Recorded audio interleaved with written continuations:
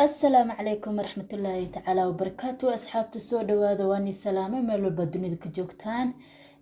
Arrinkan baabajay iyo wiilo oo TikTok saas loo wareejinayo.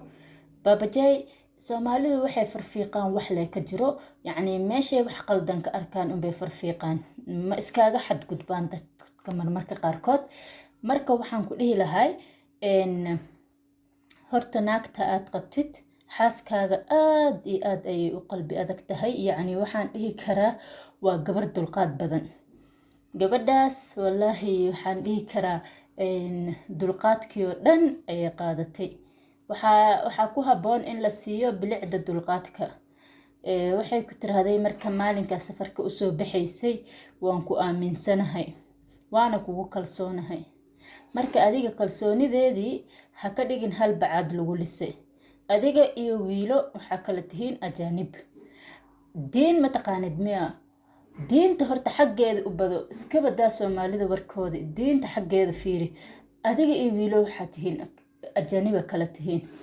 Sidee ma aragtay u suurtagal kugu noqotay adigoo qof weyn ah inaa waxa samaysid. Yacni dhaqanka noocaas ah yaas wada shaqeynaya in ka dhaxayso waxba idinkama dhaxeeyaan, laakiin ficilkiina waa timir laf ku jirto. Fiiri, waxaan ila socdaan dhalinyaro, maariish iyo qurux ku dhiigle.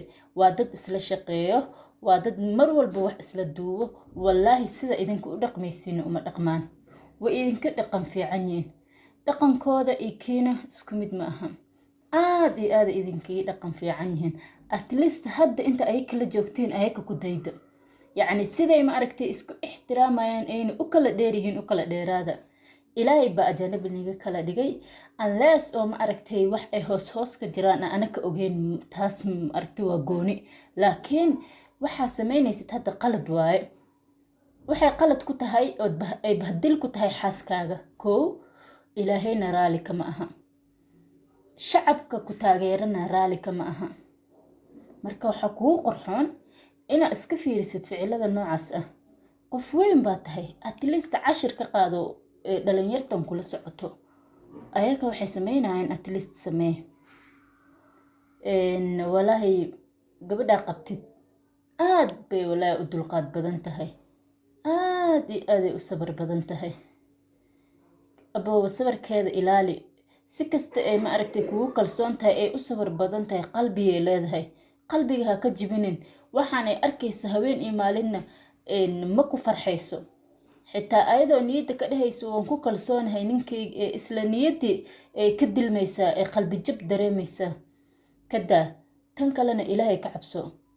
Ilaahay ka cabso ninka iyo naagta ajaanibta kale ah sida diinteena ay nafartay. Waa taqaanaa mid maanta intan ku soo fariisto aan ku wacdinayo ma ahan. Gabadha sax ma kugu dambaawayo shaqo idinka dhaxayso, laakiin iska jir. Ilaahaygaada yuu ku caroonin. Ayadoo roob da'ayo xaaskaagii dhabarkeeda kugu qaadayna social media ha ku bahdilin. Iska ilaali waxyaabaha qaarkood, sumcadaada uma fiicno. Wiilana sidoo kale gabar waaye, abaayo gabar baa tahay. Baabajay inuu ku xalaashaday taas waa gooni, laakiin hadduusa ku xalaashanin waxaa samaynaysa qalad waaye. Waxay qalad ku tahay familkaaga, hooyada, walaalaha, adigay suncad xumo kugu tahay. Ninka mustaqbalka oo bari ku guursanaya ay suncad xumo ku tahay. Iska ilaali, please iska ilaali. Labadiinaba ajaaniba kala tihiin, kala dhowrsada. Okay? Asxaabta please channelkayga haddaa soo booqataan subscribe-ka iga xasdina ii saara. إن شاء الله خير إذن دافي مع سلامة.